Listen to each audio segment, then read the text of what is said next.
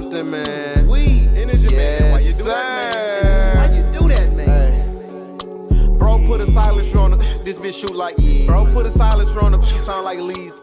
Plain is what I pray for. I just wanna run a couple hundred and just stay low. I ain't never running from no problem, so just say so. See a real foreign thing, seeing Cali from Barbados. Fuck up the game, I'ma cause a whole tornado. Yeah, they say I changed, give a fuck what they say though. Can't play about my money, bitch, this ain't no play though. Hundreds and hundreds and hundreds all day though.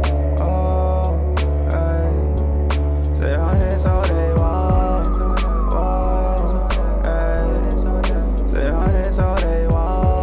JMAD in the building. Yeah, we here. Up next.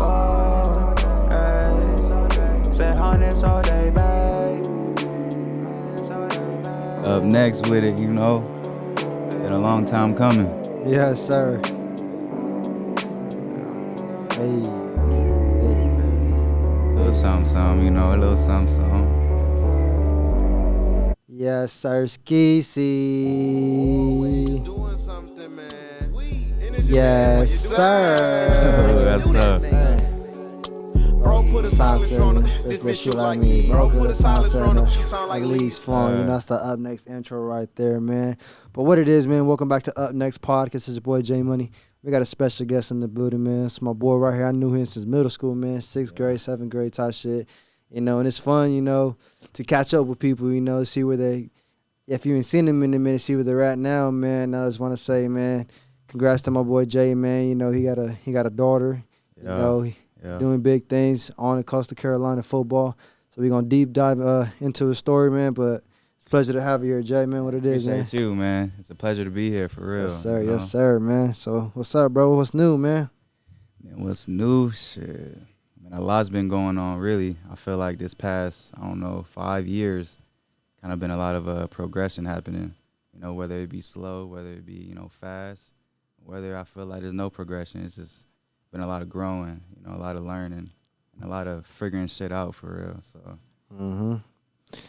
For sure, man. Shit, man. A lot of people know you from football, you know what I'm saying? Yeah. J-Man was always in the field with it, man. Yeah. So how long you been playing ball? I started playing ball when I was 5. Keep it G, I didn't like it. I hated it. I didn't like the contact. I didn't like anything. But the more I started watching my bigger brother play, the more I wanted to just play like he did, So I kind of got all my football swag from him. I kind of just picked up everything from big bro, the shit that a little bro do, you know. So once I came back to football, like at probably 7 years old, I started like just balling really. And so my brother, he was kind of always my coach. Like he always, just give me tips and tricks on the sideline or before the game, halftime, whatever. So that's really when I fell in love with it, when I felt like my brother was coaching me and I was learning a lot. And I'm like, I started to realize that I could really do this and I'm good at it. So. For sure. So what high school did you end up going to? Well, me and Josh, we met at Portola. We met at Portola Middle School. You feel me? We hung around the same group and shit. Josh was the homie. And I ain't seen him since. The last time I seen him was probably like in the studio. Yeah. Like I was like just randomly like, what the fuck? What's the deal, shit. bro? Like, cause Maka, is Maka your cousin? Yeah, blood cousin. Blood cousin. Yeah. Cause I be with Maka in the studio with the homies and stuff, and then also I seen Josh and I was like, what the fuck? What's the deal, bro? Yeah. Like what the woot? So it was cool to see him. So that's when I finally got to see him. I didn't see him like after middle school. But I seen that you was playing ball at Calabasas, right? Yep. So talk about that. How was the environment? Because Calabasas was one of the top teams in California. Yeah. So talk about that. The story about that is when I started to go to Calabasas, that was like the first stage of like rebuilding the program. Because before that, they were going like 0-10 back to back. So I was really like, me and the group of guys that I came in with, we were the start of something new. And now Calabasas is, known for what they do. But when I first went there my freshman year, I played JV. They didn't have no freshman team, so all the freshmen was just on JV, and I played quarterback.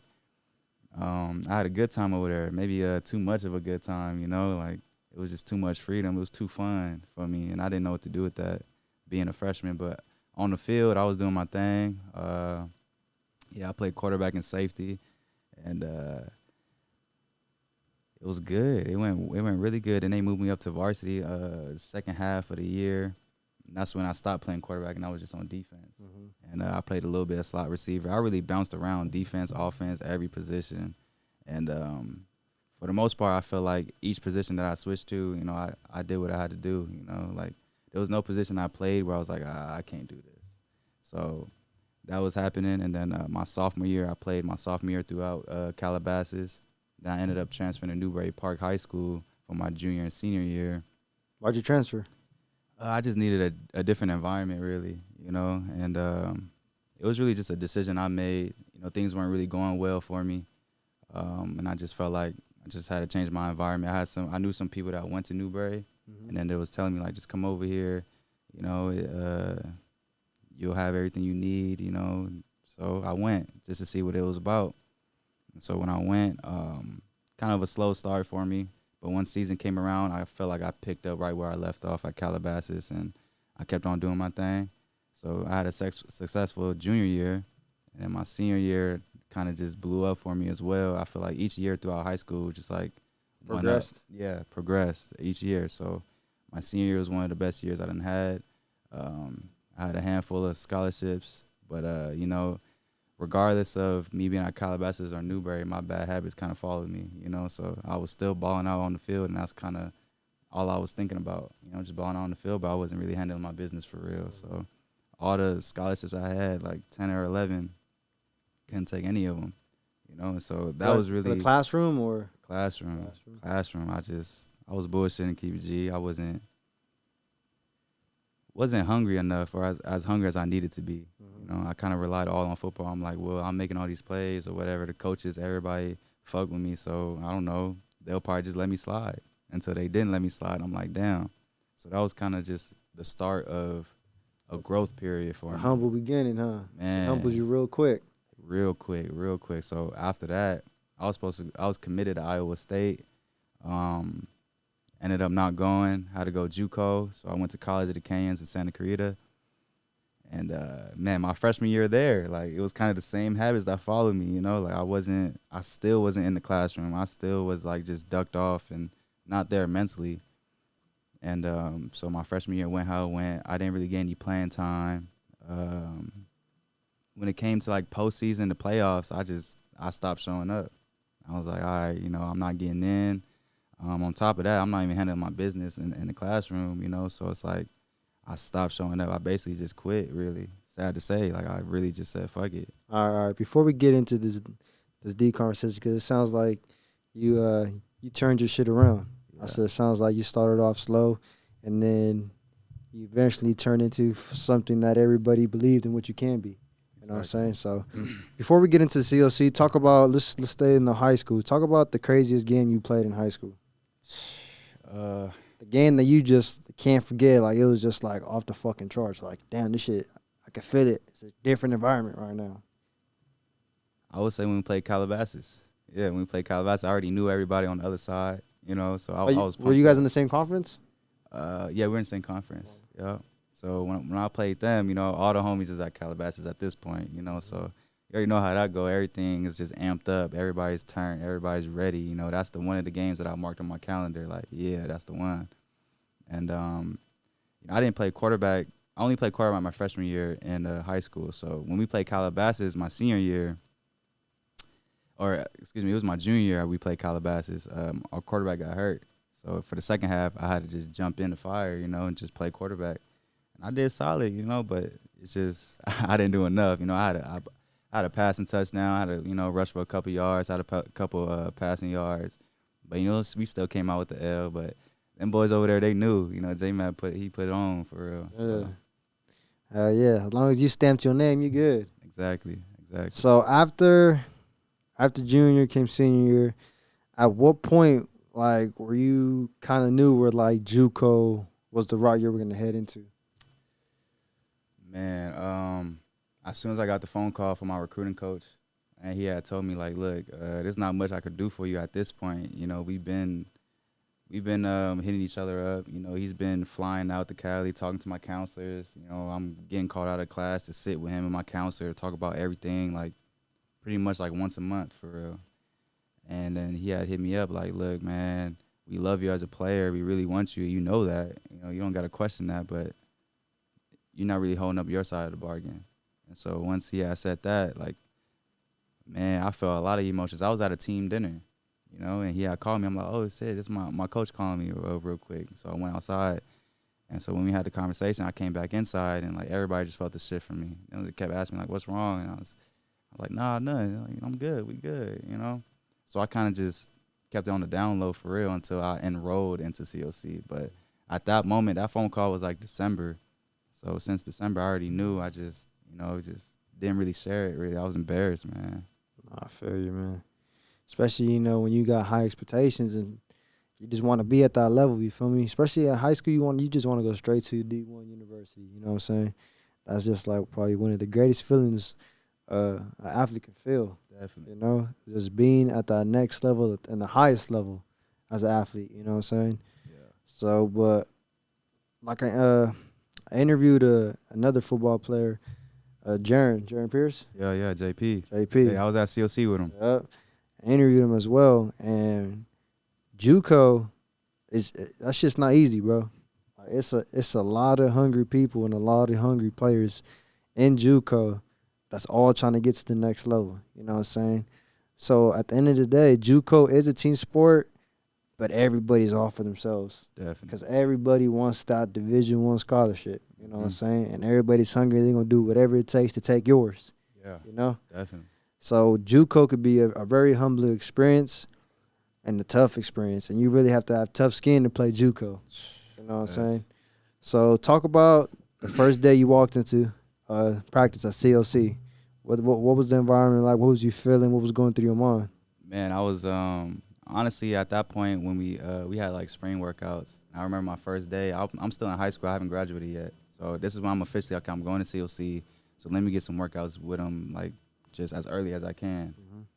So, like, the first day out, man, it was tough. Like, just the practice, the conditioning, the running, everything, it was tough. And it's in Santa Clarita, so it was hella hot, you know what I'm saying? But I think, like, in my head, I'm thinking, this is it or nothing. This is the bottom of the bottom, you know? Like, the difference with JUCO and, like, high school is that high school, you're not at the bottom. You know, you're right where you need to be to get to the next level. Mm-hmm. Then when you hit JUCO, you just go down a couple levels.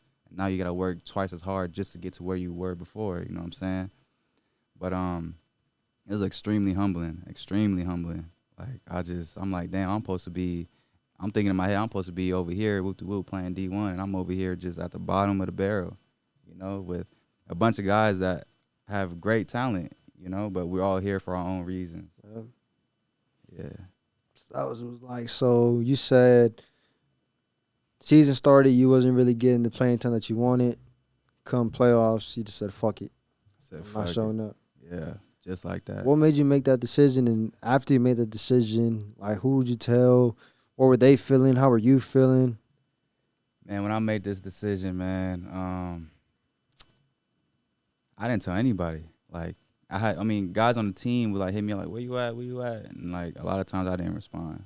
I'm just like, bro, I'm just done. Would you say you were, like, at a low point in your life? Definitely, man. I didn't know who I was, you know? Like, okay, football's out. I'm like, okay, what am I doing now? You know what I'm saying? I'm just kind of watching my days go by. I'm not really doing shit. And this is when I started working hella jobs, and I was miserable at every job I worked, you know? Like, and so that's what happened, man. Yeah, bro. I feel you, man.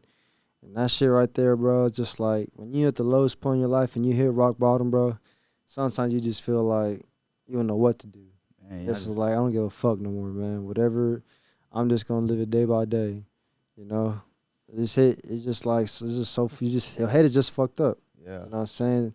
And I've been there before because I was playing sports as well, college, high school and college, but, like, it wasn't going the way I planned. So I just stopped going to school, didn't have a job, was literally at home, bro. Mm-hmm. Playing video games, didn't talk to nobody, bro. It was just on the game. You feel me? I was applying to jobs. I couldn't even get a job, bro. Like, that's crazy.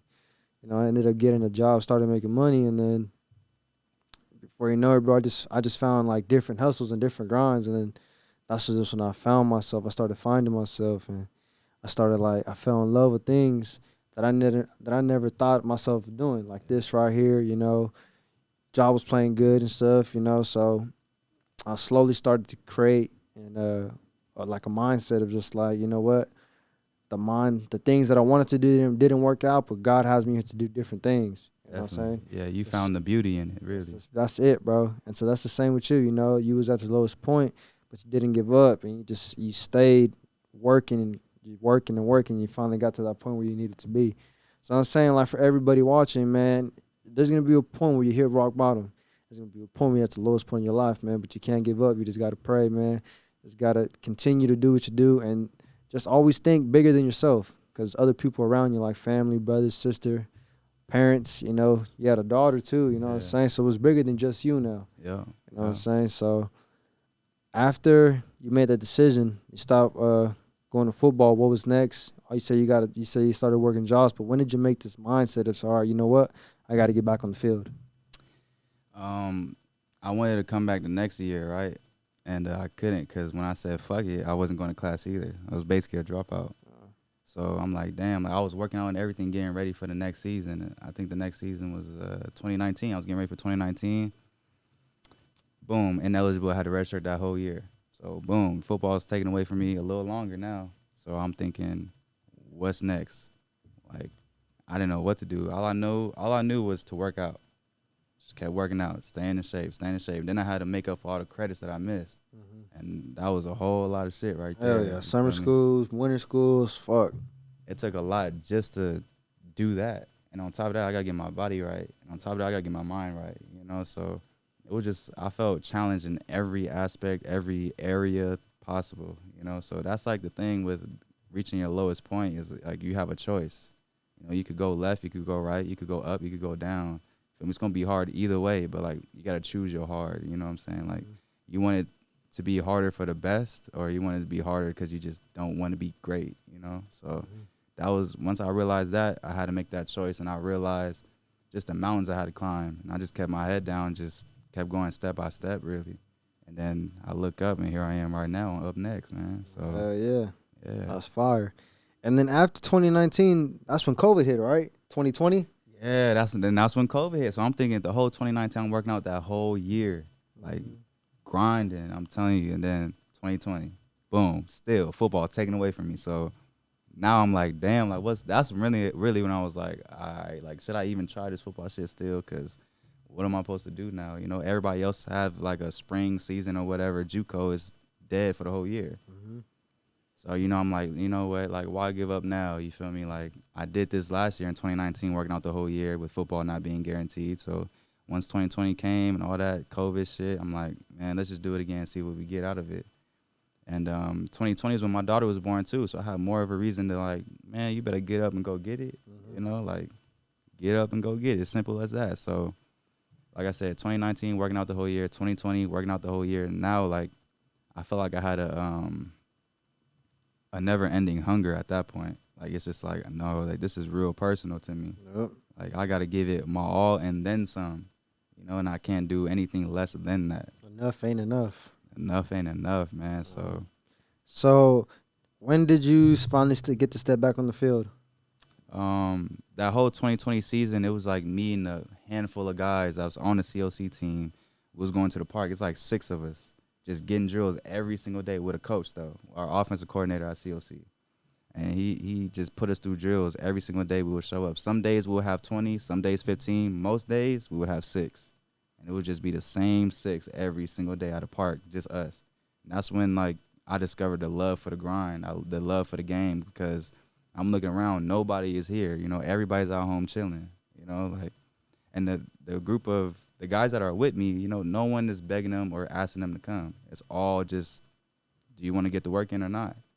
You know, like, it was as simple as that. So then we bonded off of that. We grew off of that. And then once we started to connect, man, it was like, it don't matter how many guys we have. As long as we have this 6 right here, we'll be straight. We'll be straight. And then we stuck to the grind the whole year. So then once season came, I felt like we was ready. Yeah, when you got to COC that second year, you was balling out. You was on the defensive end. Yeah. I was just strictly safety, and man, something was different in the air. I ain't gonna lie. Like, I just knew, like, yeah, I did everything I was supposed to do. I made the choices I was supposed to make to be great and to be where I'm at right now. You know, like I felt like there was no denying it. So I felt proud of myself because when shit was so unsure and it was just big ass question marks everywhere, like I don't know what I'm doing, but I'm gonna just keep my head down, keep working. And then once that opportunity came, it's like, this is exactly why.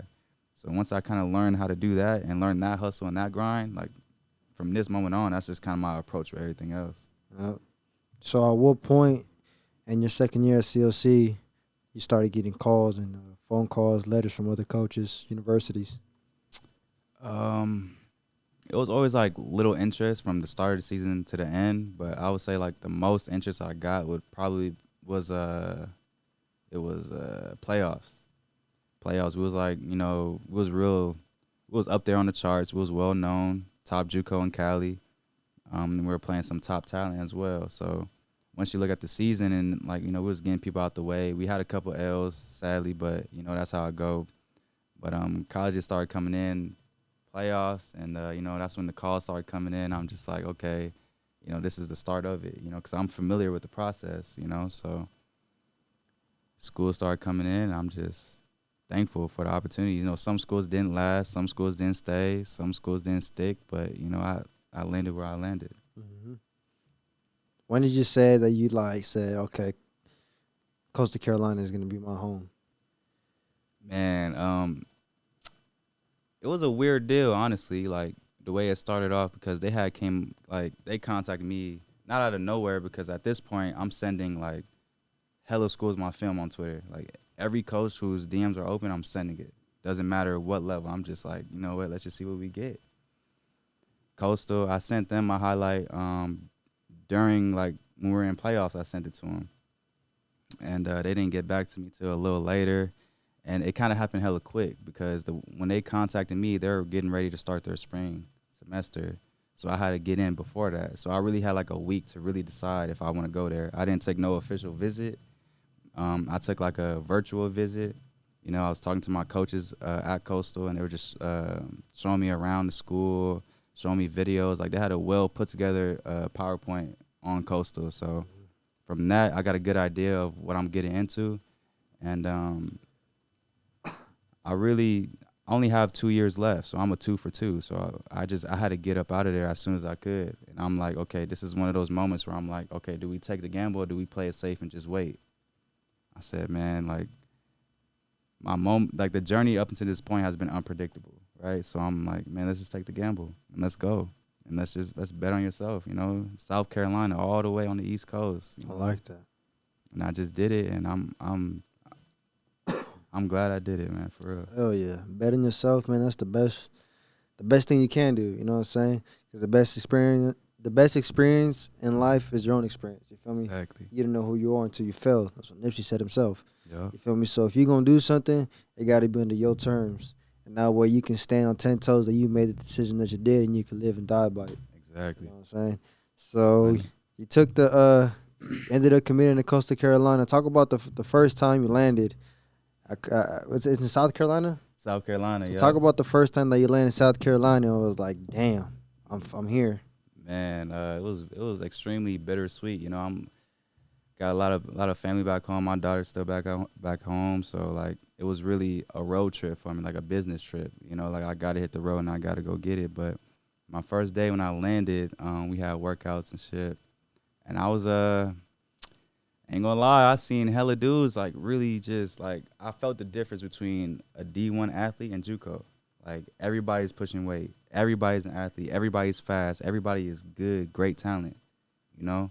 So my first day, I'm like, damn, like where am I at? You know, like what did I get myself into? But I started to realize that me being around these group of guys is gonna make me be greater. You know, them pushing themselves is gonna make me be exactly where they are. So once I learned that, that's when I'm like, okay, it's the same thing now. Just keep working. But that first week was definitely tough for me, no lie. Maybe even the second week too. It was tough. It was tough. Changing my body, getting used to this new program, sleeping schedule. You know, they're 3 hours ahead. You know, just the culture shock of it. You know, is extremely different. And but so I spent 4 months there until I came back here on my summer break. And now I'm starting to feel like I'm adjusting to it. You know, I'm starting to feel that home vibe to it and just feel like, you know, this is where I'm going to handle my business. Mm-hmm. For sure, bro. It's hard. So you had the 4 months there, and then you came back. Have you gone back since or no? Nah, I'm about to go back on Friday. So Did you leave on good terms? Like you felt like you handled business while you was out there for that period amount of time? almost definitely. So that's why when I land, I got to be right back where I left off because right before break, we just had workouts and shit. But we also had our spring game and spring camp. So when we had the spring game, I felt like I did great. You know, I got an interception. You know, I was making plays. You know, I did miss a tackle, and that shit went for a tub. And I'm like, damn, I was like really hard on myself for that. But then I'm like, look, man, like I'm fresh legs out here, and still doing what I'm doing. So really, I felt discouraged, but empowered at the same time. You know, because this is exactly what it's supposed to be like. You know, so and it's bound to happen. So, yeah, so once I left there and came back here, I'm like, okay, I got to stay on the same schedule, same routine. I got to stay working out. I got to keep my mind and body active every day. And that's what I've been doing. So as I'm getting closer to going back, it's extremely bittersweet, but I'm ready. Yeah. Yes, sir. Yes, sir. So when do you go back? Next week? No, I go back this Friday. Oh, this Friday? Yeah. Already? My flight at 6 in the morning, man. Oh, shit. You ready? Yeah, I'm ready, man. So, Hey, bro. So what do you say like is one thing or something that just keeps you motivated and keep on going to just keep doing what you do? man, that's a loaded question, but you know, at the top is my daughter, you know, because I want to be the sharpest tool for her. You know, like what if she wants to grow up and be an athlete and go to college? Okay, well, Dad already did that, so I can help you through all that, rather than leading you with like a blind eye and not really knowing what it's about. You know, and just knowing how to go through certain challenges, knowing how to like bet on yourself, knowing how it's okay to leave home and all the people you love for the bigger picture. You know, so that's definitely the biggest, just on the top of my list, because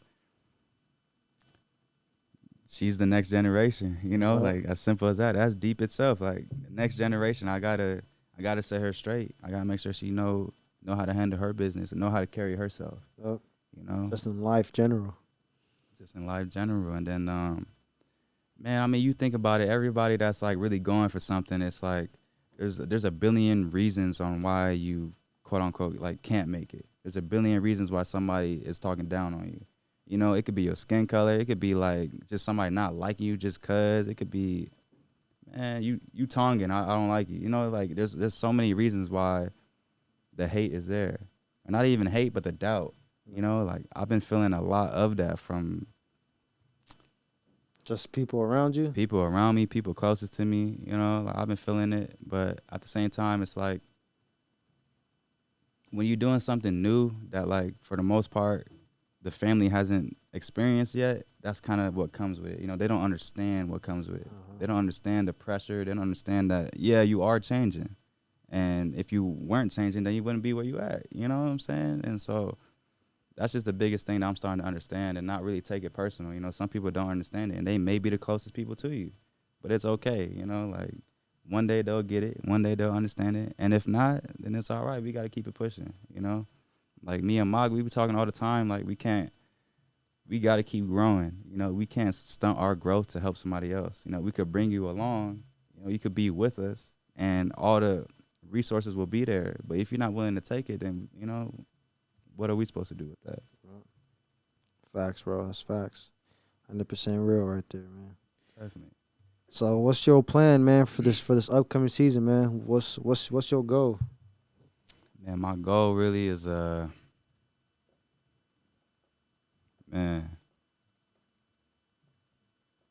really prove to myself more than anyone else, like I'm supposed to be here. I'm supposed to be playing on TV. I'm supposed to be playing big time football.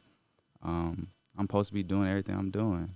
You know, I'm supposed to be working hard. I'm supposed to have this undeniable work ethic, you know, for what I really want in this life. And just to really show everybody back home, like all my little cousins, you know, I come from a huge family. So really to show them, like, you know, the world is bigger than the valley. Way bigger than the valley. The world's bigger than the city itself, you know, and you could do whatever you want to do. You just got to put your head down and work for it. Gotta work. For sure, bro. Who you guys? What's your schedule looking like this year at Coastal? Man, we it's a loaded schedule, but September 3rd we play Army, and that's a home game. So that's a big one. That's a big one. So I'm just focused on that, you know. So gotta get ready, gotta be ready, stay ready, and I'm excited, man. I'm excited for what the future holds. Hell yeah, man. I'm excited for you, bro, and I'm proud of you, man. Keep doing what you're doing, bro. Your story, you feel me? It's gonna be legendary when you get there, bro. You know what I'm saying? You've been through every battle, man. You fought through adversity, and you just do what you have to do, bro. So you applaud yourself in that. You know what I'm saying? So anytime you feel like you're going through something, when things get hard, just remember, bro, you've been through it already. Yeah. You know what I'm saying? And now it's just bigger than you. You got your daughter, you got your girl, you got family and shit. But family comes first, your daughter comes first. You know what I'm saying? So just keep doing what you're doing, bro. You know, we're going to be looking, watching the games and shit, cheering you on from the 8, man. So Definitely. Congrats on that, bro. Clap it up for my boy Jmoney, man. Yes, sir. Yeah. Shout out Up Next, man. For real, it's all love. Yes, man. sir, man. Glad You to be already here. is, man. Everybody doing big things and shit, man. So that's cool, man. But you know, it was fun. Touch hopping doing my boy Jmoney, man. You already know what it is. It's the 818, man. Yes, A18, man. Shout out everybody, man. Shout out JMAD. Shout out Maka, Mizzy, Sleezo, all the gang, man. Shout out everybody. Shout out my little nigga Mikey too. You Yes, know, sir. I see Shout you, out man. Mikey, man. Hey, congrats, man. Proud of you, bro. Tease up. You already know. It's for the culture. The Ocho, baby. You know what it is. I've been focused on this money, nigga, get with me. Skinny nigga, but my name I like 650. If your shirt about to show, if you got